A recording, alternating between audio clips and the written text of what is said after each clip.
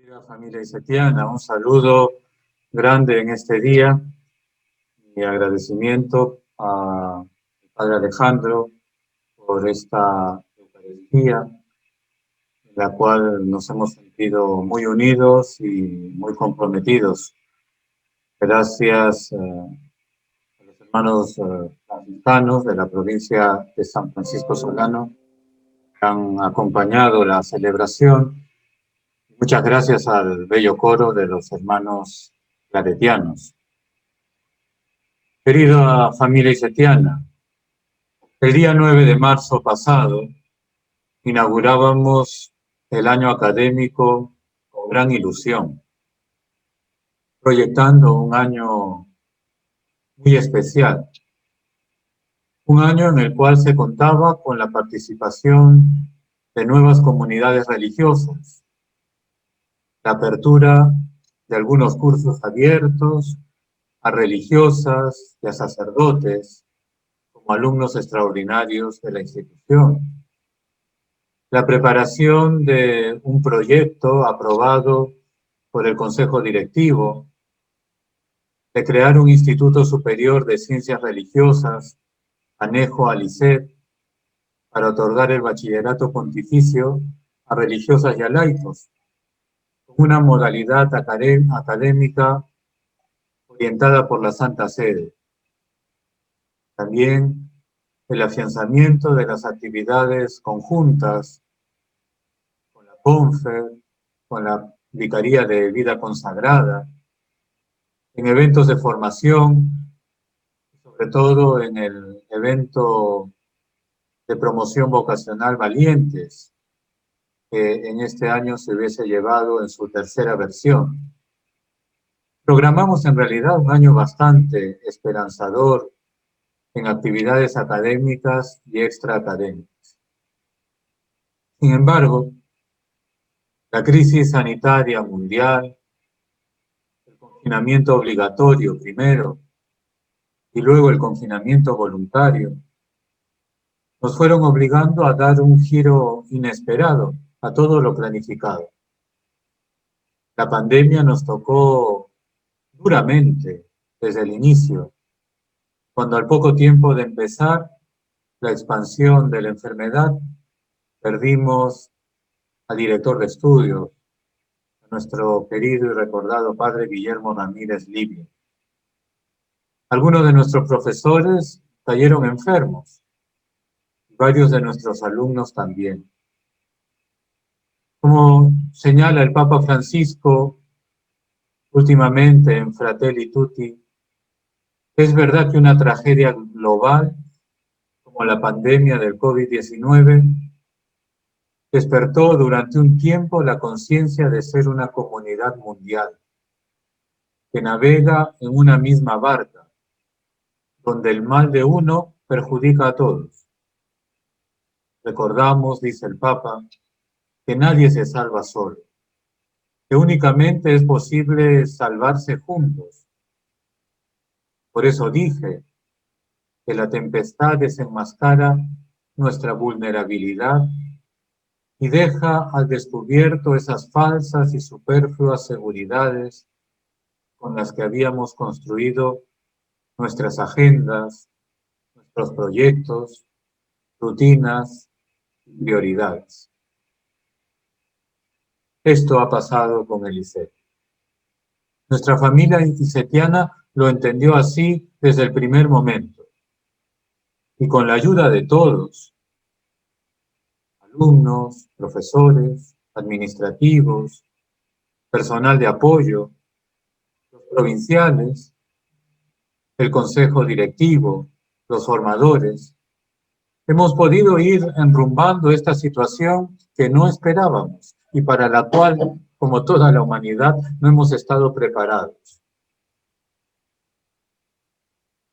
Y es que la humanidad entera no ha estado preparada para afrontar esta situación, y el ISET tampoco. De una manera especial quiero agradecer el apoyo de todos los que he mencionado, pero especialmente el apoyo que hemos recibido de Emmanuel Lorenzo, que junto con el equipo del COES han articulado con los delegados de aula y profesores el empleo de las aulas virtuales, la configuración de los grupos de correo, de WhatsApp, de alumnos y profesores por materia, y la asistencia constante para que el traspaso de la modalidad presencial de nuestras clases a la modalidad virtual sea un proceso factible y lo más amable para todos. Debo agradecer la paciencia de unos, la disponibilidad de otros, la inexperiencia de muchos de nosotros se ha puesto en evidencia, pero creo que hemos salido adelante. Al inicio de este segundo semestre, unos cursos de capacitación para los profesores en estos medios virtuales ha sido necesario y ha sido una gracia para poder enrumbar con más fuerza el dictado de clases, el encuentro virtual con los alumnos. Este 45º aniversario de nuestro instituto lo celebramos así, también de manera virtual. En este segundo semestre nos sentimos algo más empoderados en los medios virtuales. Estamos recobrando la calma y preparando, a pesar de la zozobra general de la humanidad, de la Iglesia y de nuestra sociedad, nuestra próxima semana teológica de manera virtual. El ISET somos todos y no podemos desperdiciar la oportunidad de hacer teología en medio de la situación actual. Nuestros alumnos de los primeros años, ayudados por sus profesores de filosofía, no pueden dejar de pensar, de reflexionar sobre la realidad del ser en estas circunstancias. Los profesores de pastoral no pueden sino presentar las opciones pastorales que lleguen al clamor del pueblo necesitado de consuelo y de presencia de Dios en estos momentos. Los profesores de moral tendrán que abordar la teología de la vida en crisis y la fragilidad de la vida en los hospitales, en los enfermos, en las situaciones de duelo. La moral social que enseñamos tiene que ser una moral que también se aplique a ver cómo estamos manejando las leyes laborales con los trabajadores y el respeto de los derechos humanos. Los profesores de dogmática nos tienen que ayudar en estas circunstancias a responder dónde está Dios en medio de la pandemia. Y aunque tratamos de avanzar y organizarnos y sacar los planes académicos adelante, debo decir que se les extraña, queridos alumnos y profesores. Es difícil llegar al ISET y no verlos, no ver a los alumnos en la media luna, no ver a los profesores en los corredores o en la sala de docentes, a los delegados correteando por los plumones en la administración, a los más estudiosos leyendo y repasando en la biblioteca. También se les extraña a esos alumnos golosos tomando sus eternos y suculentos refrigerios en la cafetería. Se extraña la familia isetiana, pero esta nueva experiencia nos obliga a cuidarnos y a cuidar a los demás. Se extraña no poder estar cerca, como familia. La familia isetiana se deja extrañar. Pero hoy más que nunca nuestra Iglesia tiene que dar respuestas concretas y sobreponerse a todas estas cosas. Tiene que dar respuestas concretas a esta difícil realidad que tenemos que entender para que como pastores podamos servir al pueblo que se encuentra herido, que se encuentra de duelo y que necesita una respuesta de Dios y una respuesta de la Iglesia. La crisis que se ha generado en este momento nos exige una profunda reflexión filosófica y teológica, a la cual el ISET no puede renunciar. Estamos ante una realidad que desafía a la Iglesia y por tanto nos desafía a todos.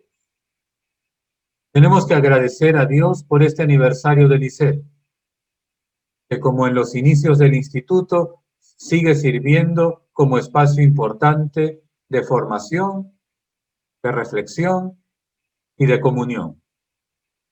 Porque como termina el Papa Francisco su última encíclica, en el nombre de Dios y de todo esto, el ISET y la Iglesia asume la cultura del diálogo como camino, la colaboración como común conducta y el conocimiento recíproco como método y como criterio.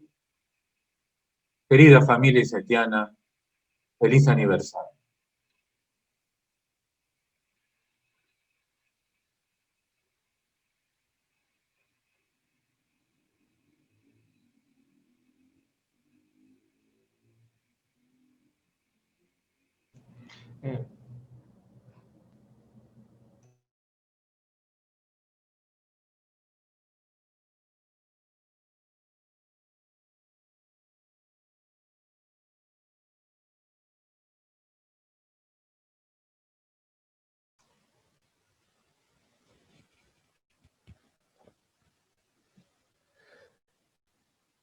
Paz y bien con todos, familia. Muchas gracias, Padre Juan José Salaverry, por tus palabras.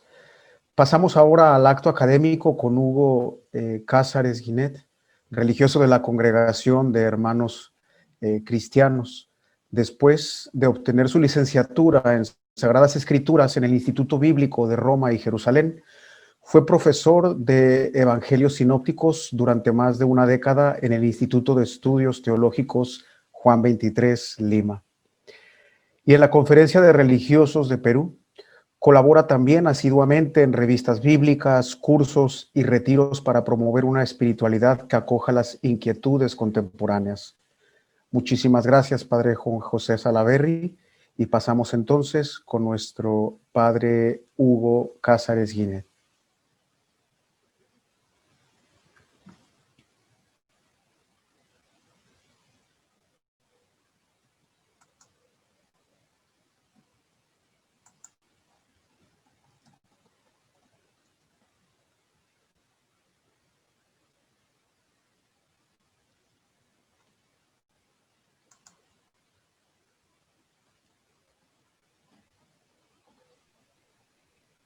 Creo que hay que habilitarle el micrófono.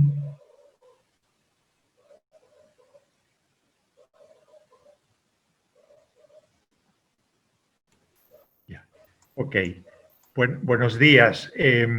Enhorabuena a todo el ISET en su aniversario. Además de el privilegio de ser, de haber sido profesor por más de una década, también he sido alumno. Entonces, aquí hay unos vínculos muy profundos de mi persona con el ISET. Cuando iniciamos el ISET en unos humildes espacios en la Iglesia de Desamparados de Breña, ¿sí? Antes de que tuviéramos la zona en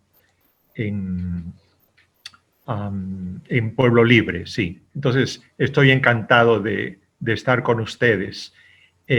Ahora, si me permiten compartir pantalla.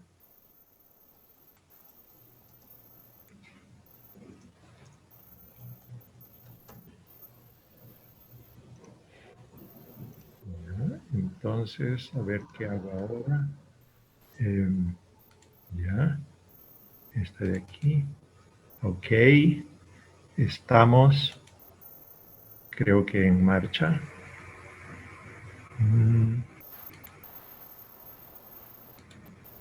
Muy bien, entonces para este acto académico voy a,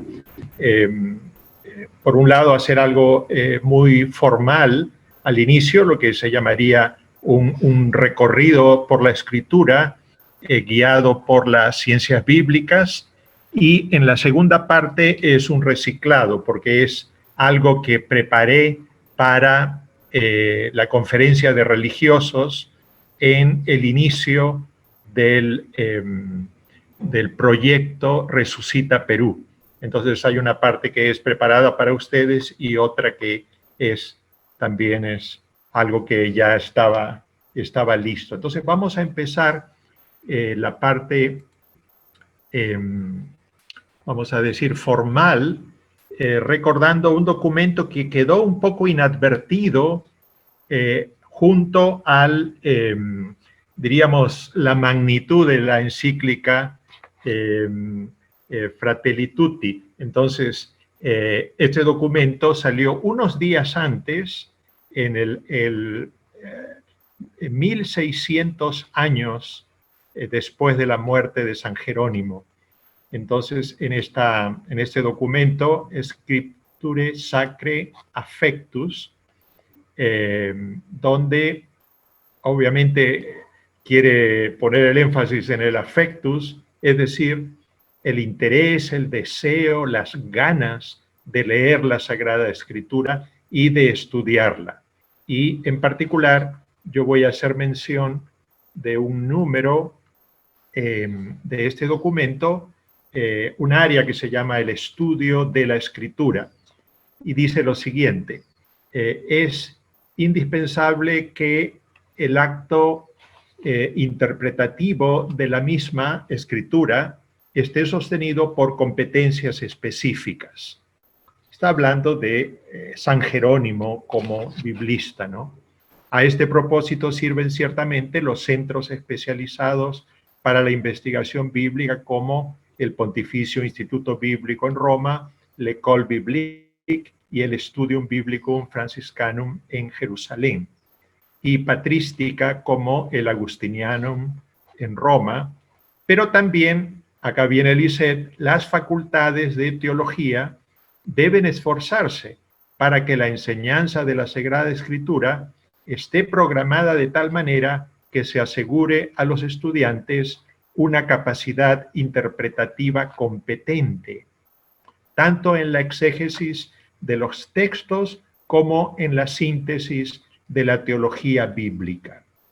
Entonces, a los educadores siempre se nos dice, ¿no? Bueno, ahora tienen que enseñar por competencias. Entonces ahí está, ¿qué competencias, qué capacidad interpretativa competente debemos adquirir cuando nos dedicamos a los estudios bíblicos? Es un buen lanzamiento del partido, si tenemos en cuenta nuestra tarea. Voy a decir algo general. Si ustedes no tienen muchas ganas de quedarse el resto del acto académico, por favor, esta es la síntesis, ¿ya? Ojalá que se queden, pero vamos a ponerlo así. La Sagrada Escritura interpreta cualquier tipo de calamidad, hambruna, guerra o peste como un llamado a la corrección, una advertencia para revisar nuestra conducta. En lenguaje antiguo, un escarmiento para reorientar nuestro camino. Entonces, eso es, diríamos, la síntesis de la síntesis. Muchos textos donde se haría hincapié en esto, ¿no? Solamente voy a elegir este de Levítico. Si caminan según mis preceptos y guardan mis mandamientos poniéndolos en práctica, yo les enviaré las lluvias a su tiempo para que la tierra dé sus cosechas y el árbol del campo su fruto. Comerán de la cosecha anterior y tendrán que tirar la añeja para dar cabida a la nueva. Es decir, todo va bien, ¿sí? Todo va bien mientras haya obediencia a Dios. Pero si no me escuchan y no cumplen todos estos mandamientos, se refiere a toda la Torá, es decir, a los 5 primeros libros ¿no?, de la Escritura, también yo haré lo mismo con ustedes. Traeré sobre ustedes el terror, la tisis y la fiebre. Sembrarán en vano su semilla, pues el fruto se lo comerán sus enemigos. Si ni con eso me obedecen, volveré a castigarlos 7 veces más por sus pecados. Entonces, las reglas del juego están puestas en el Antiguo Testamento, ¿sí? Están de un modo bastante claro. Por otro lado, esto no hay que entenderlo como un castigo per se, es decir, un modo por el cual hay un odio de parte de Dios hacia las personas, sino lo que se espera siempre es que redirija sus pasos, ¿sí? Entonces, en Deuteronomio, cuando estés en medio de todas estas desgracias, vamos a decir, que Yahvé te haya arrojado, si lo haces y te conviertes a Yahvé tu Dios, sí, tú y tus hijos escuchan su voz en todo lo que te mando hoy, con todo tu corazón y con toda tu alma, Yahvé tu Dios cambiará tu suerte, tendrá piedad de ti. Vamos a decir, este regreso, este retorno está expresado en el Antiguo Testamento básicamente por el verbo shub, ¿no?, que quiere decir ir en una dirección y después dar la vuelta. Es como una vuelta en U.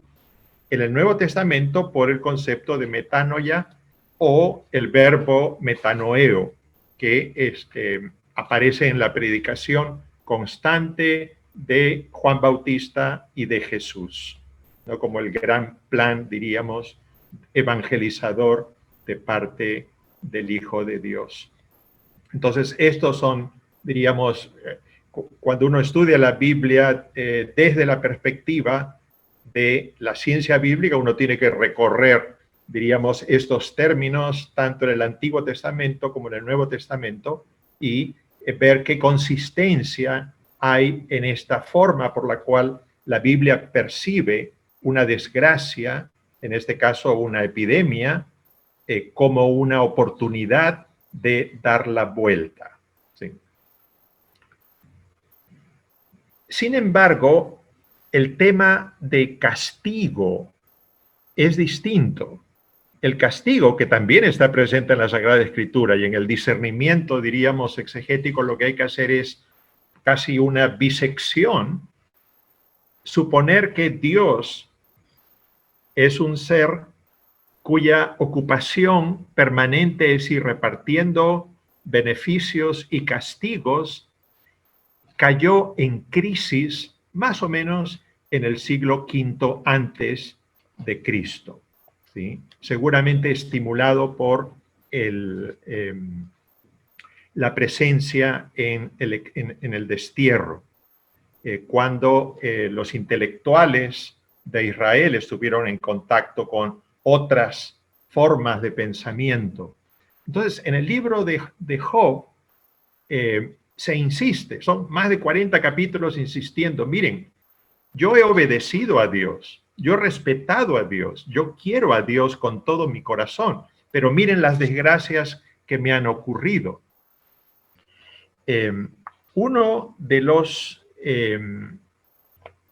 acompañantes de Job en estos diálogos, ¿no?, llamado Elifaz, va a decir, para que Job entienda, Job, por favor, entiende esto. Dichosa la persona a quien Dios corrige. No desprecies la lección del Altísimo, de Shaddai, porque él hiere y pone la venda, golpea y él mismo sana. Te libra 6 veces, si viene con esta figura literaria, ¿no?, del mencionar un número y después mencionar un número con un dígito más. Te libra 6 veces de la angustia y una 7ª te evita el dolor. Pero Job insiste, ¿sí?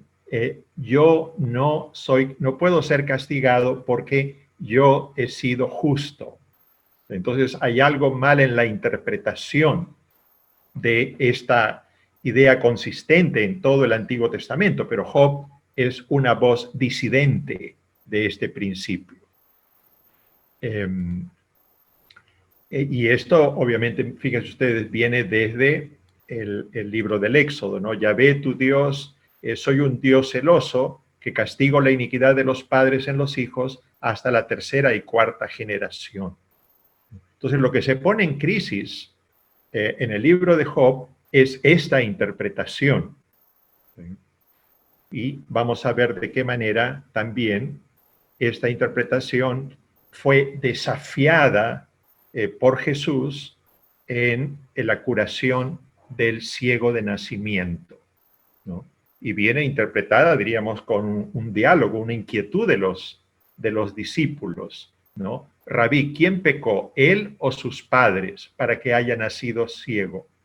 Respondió Jesús, ni él pecó ni sus padres, es para que se manifiesten en él las obras de Dios. Es decir, esta desgracia está para algo bueno. Y lo interesante es que inmediatamente Jesús pone manos a la obra. ¿Sí? Es de estos milagros en los cuales Jesús usa no solamente su palabra para sanar, sino también tiene unos gestos un poco chamánicos.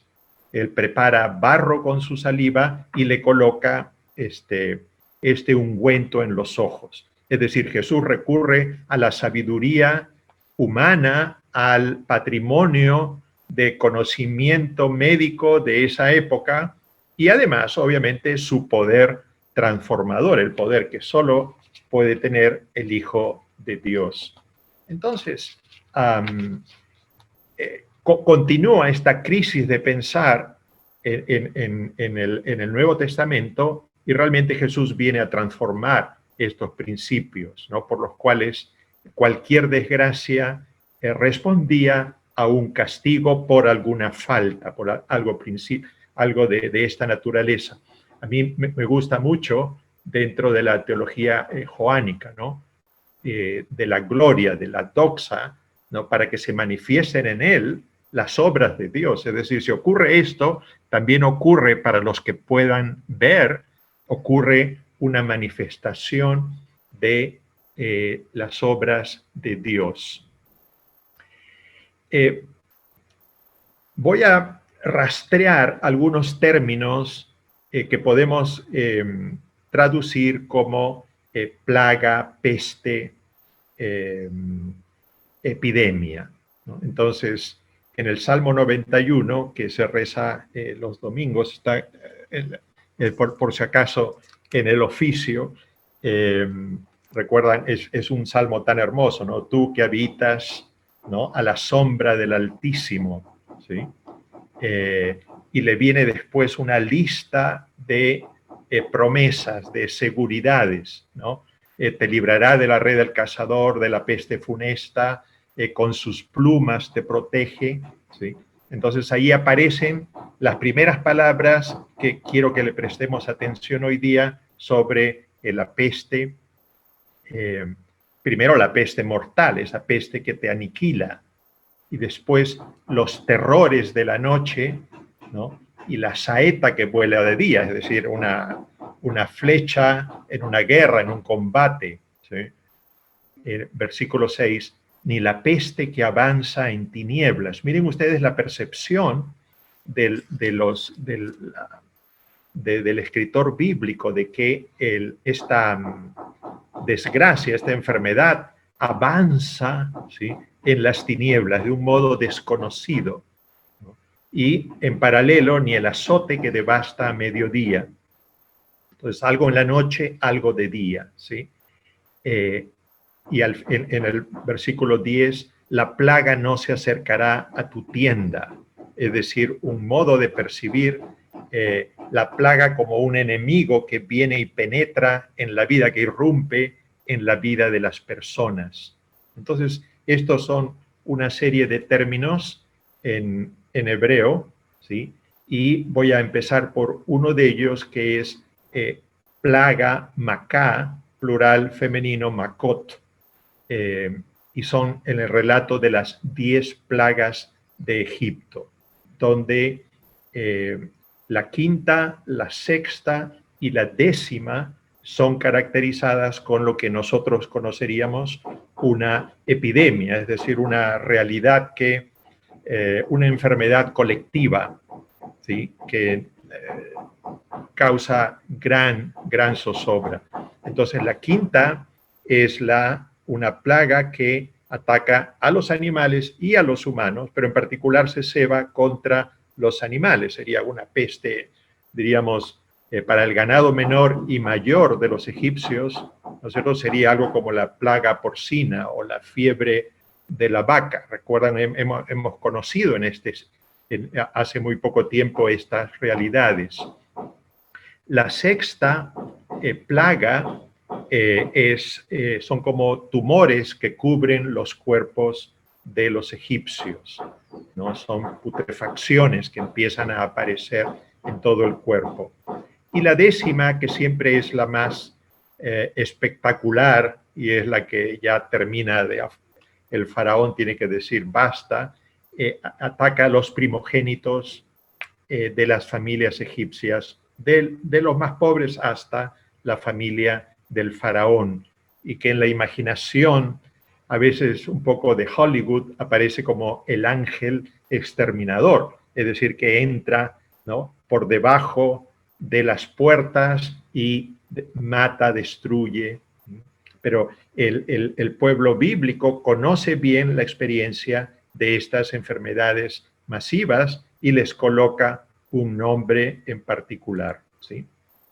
También existen otras palabras. Aquí hay una que es Deber, que mucho ojo, cuando el texto es solo consonántico, es la D, la B y la R, podría ser palabra, pero las vocales, para eso sirvió colocarle las vocales al texto. Entonces, no, lo que quiere decir es una enfermedad masiva. Y también Mawet, que los que han estudiado hebreo inmediatamente reconocen, tienen los mismos caracteres de muerte, ¿no? Es decir, lo que es el morir, muerte, mot, está allí presente. Y para aplicar, diríamos, este conocimiento de la filología a textos, les sugiero la historia que está en Primera Samuel, capítulo 5, los israelitas están llegando a la tierra prometida y los filisteos le roban el arca. Entonces, el arca se la llevan a una ciudad que se llama Asdod, en un lugar que justamente estaría ahora en la franja de Gaza, y en ese lugar el arca permanece un tiempo. Pero ¿qué ocurre? A todas las personas de ese pueblo que tiene como rescate el arca, les aparece una enfermedad colectiva, es decir, les aparecen también como unos forúnculos, unos granos horrorosos, ¿no? Entonces, ellos tienen que devolver el arca y consultan con sus propios sacerdotes filisteos, y lo que les dicen los sacerdotes es algo muy interesante que fascina a los estudiosos de la Biblia.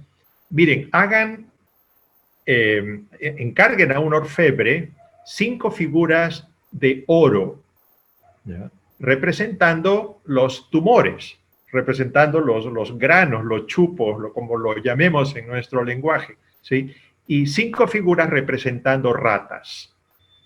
Entonces, esto es lo que se llamaría algo como los exvotos, lo que los peruanos llamamos milagros y colgamos en las imágenes, ¿no? Entonces, tienen que poner esos símbolos de los tumores, pero muy curioso también lo de ratas. Entonces, gente que estudia la Sagrada Escritura como si fuera diríamos, con conocimiento de la medicina, etcétera, dirían, bueno, entonces fue una peste bubónica, la Biblia reconoce que los roedores pueden transmitir estas enfermedades. Entonces, es posible que estemos especulando demasiado, pero lo cierto es que el texto bíblico dice estas 10 figuras, y la intuición del escritor bíblico de vincular los animales, estos roedores, etcétera, portadores de enfermedades. Pero por otro lado, viene la interpretación teológica del acontecimiento. Los filisteos tienen que devolver el arca, es decir, tener un acto de reparación moral por lo que han hecho, ¿sí? Y después dar gloria a Dios por la salud. Es decir, mirar toda la historia horrible que han pasado. Fue un acto delincuencial, se alzaron con el arca, ¿sí? Tienen que devolverla, y por otro lado tienen que hacer un sacrificio y después tienen que dar gloria a Dios. Otra historia de epidemias viene también del ingreso del pueblo de Israel dentro del territorio de Canaán, cuando se menciona como un vínculo con una enfermedad sexual, de carácter sexual. Entonces se dice, los israelitas se entregaron al desenfreno con las moabitas. Acá no hay que imaginar mucho, suponemos que es un desenfreno sexual. Entonces, cuando se narra esta historia y uno de los sacerdotes, uno de los levitas israelitas atraviesa con una lanza a un hombre y a una mujer, un israelita y una mujer moabita que estaban en el lecho, los atraviesa con la lanza y empieza una tremenda limpieza contra las personas que habían cometido, diríamos, esta barrabasada en medio del ingreso a la tierra prometida. Entonces se va a decir, usando la palabra esta de ver, ya habían muerto por esa plaga 24,000 de ellos. Es decir, nosotros en el Perú en este momento tenemos 32,000 muertos. Entonces, ustedes imagínense contar muertos por miles, es algo que son, obviamente, operaciones de la narrativa antigua, que son números totalizantes, ¿no? Pero fíjense ustedes cómo percibe el Antiguo Testamento la muerte masiva, siempre con la idea de que es un castigo por alguna situación particular, ¿no? El término lepra, que es también omnipresente en el Antiguo y en el Nuevo Testamento, tiene una narración muy interesante en Números. La hermana de Moisés critica, chismorrea respecto de Moisés, y el castigo específico que ella recibe es la lepra. Actualmente los estudiosos piensan que no es lo que nosotros llamaríamos lepra actualmente, como lo que tienen atienden las franciscanas de María allá en la selva, lo que tienen un leprosorio. No es esa enfermedad, sino cualquier forma de enfermedad cutánea. Entonces, el horror frente a estas enfermedades ocupan muchas páginas en la Biblia. Entonces, a Miriam se le quita la lepra después de que ha sufrido el escarmiento, y después se arrepiente y vuelve a ser una hermana, diríamos, no chismosa de Moisés. Es muy importante para escanear, diríamos, estas enfermedades colectivas. Hay que ir a la parte del libro de Levítico, capítulo del 11 al 15, lo que se llama el código de pureza, ¿sí? Es decir, una serie de medidas respecto de mantenernos alejados y seguir una rutina. Y aquí está bastante claro lo que yo llamaría la cuarentena, ¿sí? O la cuarentena en el sentido de 2 semanas, es lo que se pide ahora cuando viajamos, etcétera, se nos pide que estemos 2 semanas aislados. Entonces, y la función que ocupaban los sacerdotes. Entonces, al preparar en el liceo a gente para el sacerdocio, es bueno pensar, fíjense ustedes cómo el sacerdocio en la antigüedad implicaba una función de observar bien la enfermedad. Entonces, es un texto muy largo, disculpen que lo voy a leer. Cuando un hombre o una mujer tengan una llaga en la cabeza o en la barbilla, el sacerdote examinará la llaga. Si ésta parece más hundida que la piel y hay en ella pelo amarillento y más escaso, el sacerdote lo declarará impuro. Se trata de tiña, o sea, lepra de la cabeza o de la barbilla. Entonces acá los términos no hay que tomarlos científicamente, no son enfermedades de la piel. Más si el sacerdote observa que la llaga de tiña no aparece más hundida que la piel y que no hay en ella pelo amarillento, aislará al afectado por la tiña durante 7 días. Ahí tenemos 7 primeros días. El séptimo, el sacerdote examinará el mal. Si no se ha extendido la tiña, ni hay pelo en ella, pelo amarillento, ni la llaga parece más hundida que la piel, aquella persona se afeitará, excepto en el lugar de la tiña, y el sacerdote aislará al afectado durante otros 7 días. Entonces, tenemos 7 y 7, 14. ¿No? El séptimo día, el sacerdote lo examinará, y si no se ha extendido la llaga por la piel, ni aparece más hundida que la piel, lo declarará puro. ¿Sí? Le da el certificado, ¿no?, de que está limpio, lo que necesitamos para subir al avión ahora. Lavará sus vestidos y quedará puro. Entonces tenemos estas 2 semanas ya como una intuición, es decir, la intuición que ahora vivimos todos totalmente convencidos de que el aislamiento social es el mejor modo de detener el contagio. Continúa con el otro caso, el caso opuesto, ¿no? Pero si la tiña después de la purificación se extiende mucho por la piel, el sacerdote lo examinará. Si comprueba que la tiña se ha extendido por la piel, el sacerdote ya no tendrá que mirar si hay pelo amarillento. Suficiente.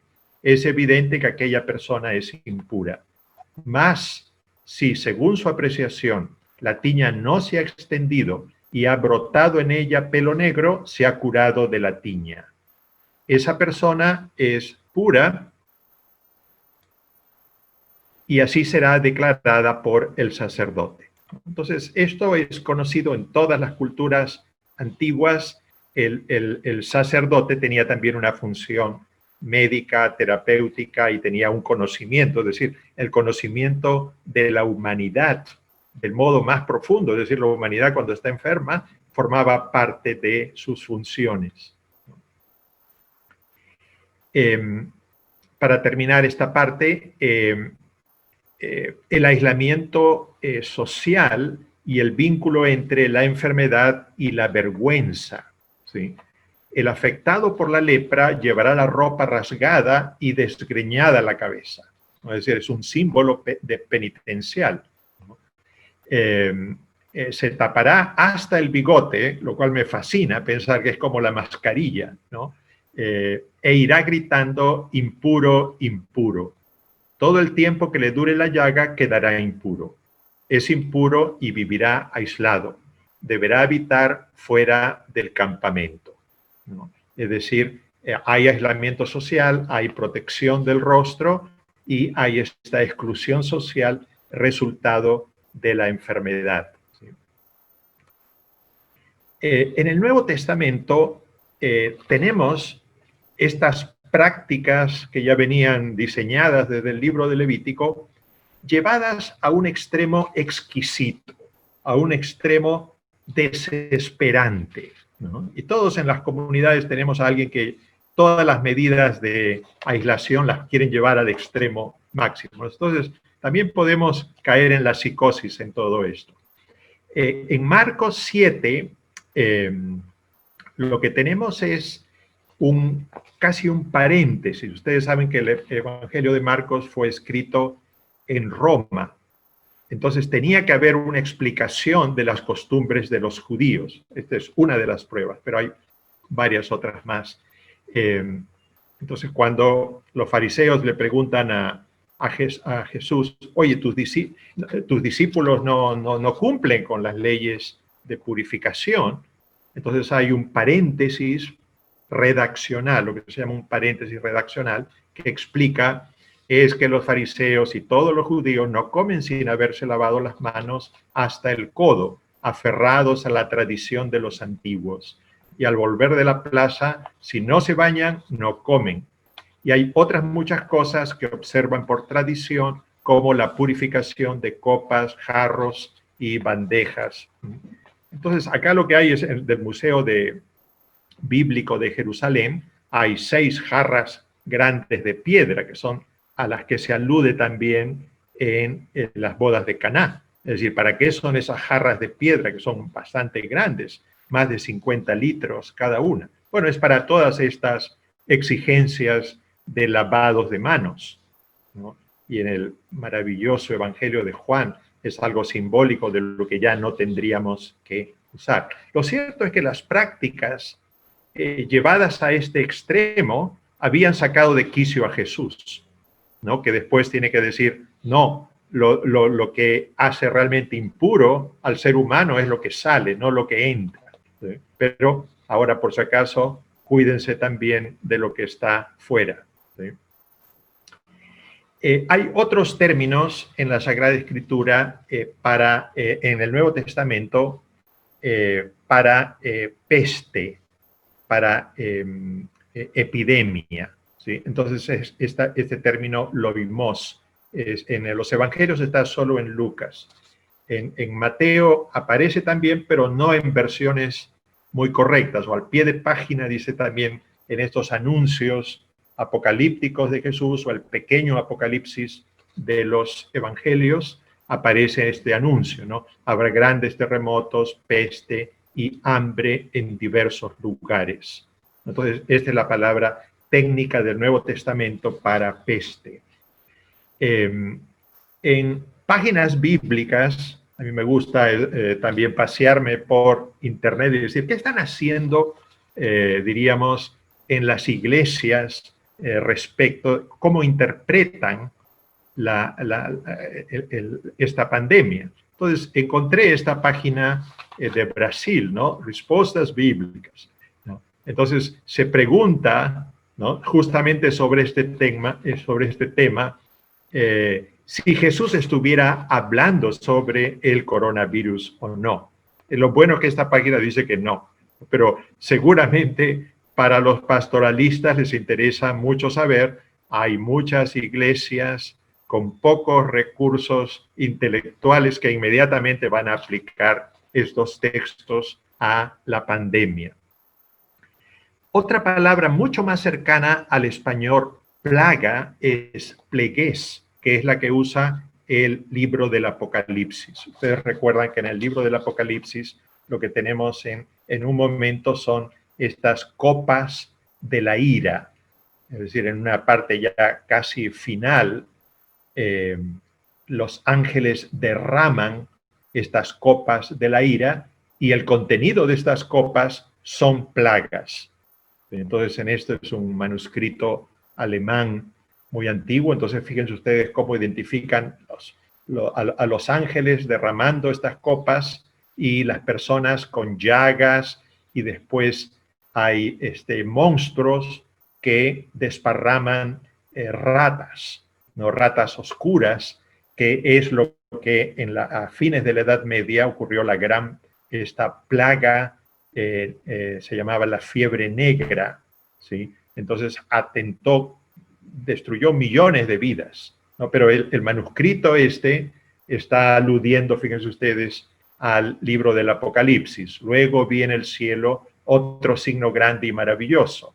7 ángeles que llevaban 7 plagas, ¿ya? Entonces de ahí entró al latín, plegués entró al latín como esta enfermedad masiva, ¿no? Las últimas, porque con ellas se consumaba el furor de Dios. Entonces, esto es lo que podríamos, haciendo un recorrido, diríamos, por la Escritura, reconocer. El pueblo de Israel tiene un conocimiento empírico de enfermedades colectivas y de qué manera afecta la vida de la persona, de qué manera el mismo pueblo en su sabiduría se organizó para detener, diríamos, las plagas, qué interpretación hizo de la plaga como una desgracia enviada por Dios y de qué manera hubo reacciones a esa interpretación, ¿sí? Ahora voy a pasar a la otra parte de mi presentación, es la parte que llamaría espiritualidad bíblica. Y como les digo, ya tiene su historia porque a fines de septiembre la presenté en la conferencia de religiosos. Yo voy a poner mi atención en una forma literaria de la Biblia que se llama aparición de un personaje, anuncio, algunos dicen también relato vocacional, ¿sí? Y yo voy a llamarla, en este caso, visita de un extraño, ¿sí? Consiste en que un misterioso visitante irrumpe en la vida ordinaria de las personas, plantea afirmaciones poco comprensibles y finalmente trastoca sus destinos. Estos extraños visitantes anunciaron cambios y nacimientos que reordenaron el curso de la historia del pueblo de Dios. Aquellos huéspedes no invitados sacudieron las vidas de la joven María, del pastor Moisés, de los ancianos Abraham y Sara. Asimismo, un extraño visitante apareció en el día más crucial de nuestra fe, el domingo después de la muerte de Jesús, en el momento en que dos discípulos caminaban descorazonados, discutiendo de vuelta a su aldea sobre sus frustrados proyectos y esperanzas, insistiendo en una comprensión del Mesías que era contrario a lo que había ocurrido. Es decir, insistían en su interpretación de que el Mesías tenía que liberar a Israel, tenía que echar a los romanos, ¿sí? Tenía que establecer un orden social y político de acuerdo a sus expectativas. Y el Mesías aparece junto a ellos como un extraño acompañante, ¿sí? Y les da vuelta a la tortilla de su interpretación, ¿sí? Y les dice: qué poco entienden ustedes y qué lentos son sus corazones. Les descifra un camino nuevo del Mesías, ¿no? Es muy distinto. El Mesías real no era lo que ustedes habían imaginado. El Mesías real ya está presente en medio de ellos, revestido, pero no lo pueden ver, ¿sí? El visitante misterioso finge seguir su camino, pero cede a la invitación de compartir la mesa donde los dos discípulos desfallecidos experimentan en el sencillo acto de partir el pan una forma nueva de Dios presente en el mundo, donde los cristianos se sientan codo a codo en una mesa. El esplendor de los grandes sacrificios de templos con holocaustos y nubes de incienso en altares han quedado atrás. La celebración nueva de la presencia de Dios será una mesa alrededor de la cual los discípulos de una comunidad de hermanos hagan memoria del sacrificio de Cristo junto con el sacrificio de sus propias vidas. La irrupción y cuestionamientos de un extraño visitante se convirtió así en la primera Eucaristía sacramental, en un maravilloso signo de vida nueva que 2000 años después nos sigue sosteniendo. Amigos, maravillémonos de lo que puede suceder si acogemos a extraños visitantes, si abrimos la puerta de nuestro corazón y de nuestra mente a algo que irrumpe en nuestra vida para cambiarla. Esto es lo que nos ha tocado vivir. Un extraño visitante, ni invitado ni esperado, ha irrumpido en nuestras vidas. Ha herido profundamente las reglas de juego de la humanidad, pero al mismo tiempo que nos ha provocado dolor, también nos ha dado la posibilidad de sanarnos de nuestro propio egoísmo. Ha hecho visible la falsedad del supuesto progreso económico, la locura del consumo de energías no renovables, la fragilidad de la vida, salud, educación de los más pobres, la idolatría a los dioses de la adquisición desenfrenada y las tarjetas de crédito. El extraño visitante ha develado el verdadero rostro de la humanidad, del modo más crudo, y nos vuelve a repetir qué poco entienden ustedes y qué lentos son sus corazones. Para la vida religiosa peruana, igual que lo narró el padre Juan José, ¿no?, en su intervención diciendo, teníamos todo listo para un año especial en el ISET, ¿no? Pero para nosotros como frailes y monjas, con nuestras agendas anuales bien sincronizadas, sus planes pastorales con reuniones, viajes, conferencias y capítulos, en pleno comienzo del año escolar y de las actividades parroquiales, o recién asentándose en nuevas misiones, el extraño visitante primero nos inmovilizó y después nos sumió en inquieta espera, frenados en seco cuando estábamos listos para dedicarnos a nuestra actividad favorita, el activismo y el exceso de trabajo. Para aquellos con mejor disposición para dedicarse a tareas pendientes en la práctica de la vida espiritual, al menos el visitante inesperado les permitió redescubrir la olvidada dimensión contemplativa, que es para todos los religiosos. Para otros significó una agudización de dificultades en la vida comunitaria, el curso desaprobado por casi toda la vida religiosa. Aunque hemos tenido acceso a seminarios, retiros y clases online, intuimos que soluciones temporarias no hacen sino retardar el planteo de las preguntas fundamentales. El misterioso visitante vino a interrogarnos.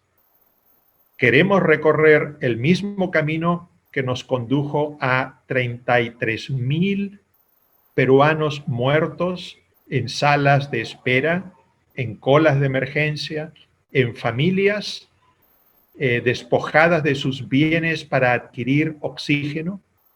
¿Creemos que los 4 niños de una misma familia pobre se disputen el único celular de la casa para seguir sus clases por WhatsApp?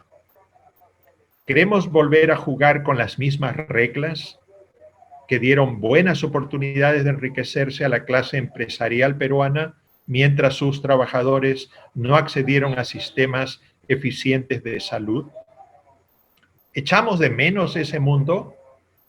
¿Alguien entre todos nosotros aquí añora regresar a la vieja normalidad? Recordemos que extraños acompañantes también tomaron por asalto la vida de nuestros fundadores, bajo la forma de pobres enfermos, durante epidemias que colmaron las ciudades de Europa de cadáveres.